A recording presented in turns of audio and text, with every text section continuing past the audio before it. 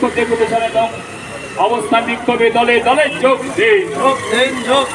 ট্রেনের জেনারেল এবং স্লিপার কোচের সংখ্যা বৃদ্ধির দাবিতে আগামী 12 সেপ্টেম্বর শিলিগুড়িতে বিক্ষোভ ডেপুটেশনে দলে দলে যোগ দিন। রেলের বিভিন্ন বয়স্কদের কনসেশন সহ বিভিন্ন সুযোগ সুবিধা অবিলম্বে পুনরায় চালু করতে হবে।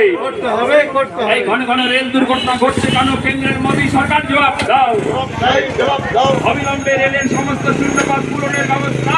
আপনারা অনেকেই জানেন যে এই মুহূর্তে রেল মন্ত্রকের 3.5 লক্ষ শূন্যপদ পড়ে রয়েছে।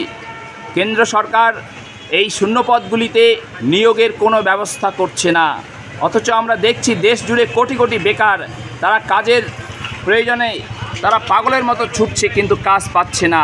অথচ রেলের মতো একটা গুরুত্বপূর্ণ ক্ষেত্রে, যে রেল থেকে ভারত সরকার কোটি কোটি টাকা মুনাফা করে, সেই রকম একটা গুরুত্বপূর্ণ ক্ষেত্রে 3.5 লক্ষ শূন্যপদ আজকে পড়ে রয়েছে।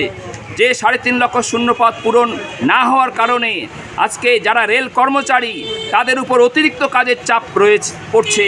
তারা ডিউটি থেকে এসেই উপযুক্ত বিশ্রাম নিতে না নিতেই তাদেরকে আবার ডিউটিতে জয়েন করতে বাধ্য করছে আজকে রেল কর্তারা। এই যে একটা অমানবিক আচরণ চলছে রেল কর্মচারীদের উপরে, যার ফলে প্রতিদিন প্রায় বলতে গেলে রেল দুর্ঘটনা ঘটছে, যার ফলে জীবনহানি হচ্ছে সাধারণ মানুষের।